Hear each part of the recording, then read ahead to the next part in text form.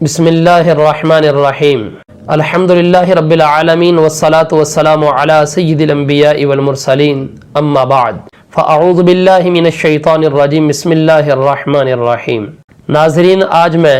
آپ کے لیے ایک موضوع لے کر حاضر ہوا ہوں۔ اس کا عنوان یہ ہے، قرآن سے برکت کیسے حاصل کریں۔ میرے اور آپ کے آقا صلی اللہ تعالی علیہ وآلہ وسلم کا فرمان شعب الایمان میں فصل فی استحباب التکبیر عند الختم، سیدنا ابو ہریرہ رضی اللہ تعالی عنہ سے یہ مروی ہے۔ سید عالم صلی اللہ علیہ وآلہ وسلم نے ارشاد فرمایا، من قرأ القرآن وحمد الرب، جس نے قرآن پڑھا اور رب کی حمد کی، وصلی علی النبی صلی اللہ علیہ وسلم، اور اپنے نبی صلی اللہ علیہ وآلہ وسلم پر درود پڑھا، واستغفر ربہ، اور اس کے بعد اپنے رب سے بخشش مانگی یعنی استغفار کیا، فقد طلب الخیر مکانہ، تو اس نے خیر کو اپنی جگہوں سے تلاش کر لیا۔ دوستو، یہ حدیث پاک ہمیں ہدایت دے رہی ہے،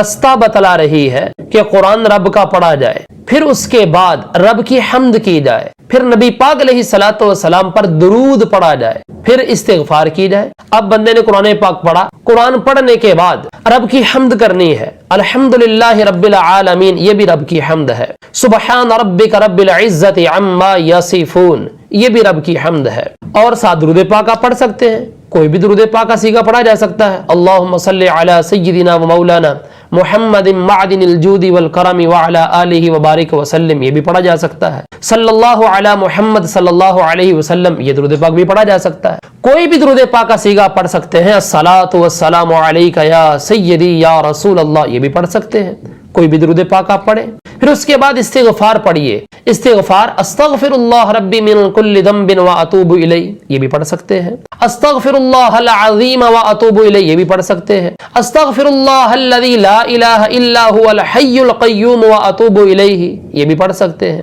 آپ کو کچھ بھی نہیں آتا تو آپ استغفر اللہ استغفر اللہ استغفر اللہ پڑھ سکتے ہیں۔ سرکار دو عالم صلی اللہ علیہ وسلم فرماتے ہیں، جس نے اس طریقے سے قرآن کی تلاوت کی، پہلے قرآن پڑھا، پھر رب کی حمد کی، پھر درود پڑھا، پھر استغفار کی، تو اس کو رب عز و جل کی طرف سے برکتوں کا حصہ لازمی ملے گا۔ دعا ہے اللہ رب العزت ہم سب کو قرآن سے حقیقی برکتیں حاصل کرنے کی توفیق عطا فرمائے، آمین، وما علینا الا البلاغ۔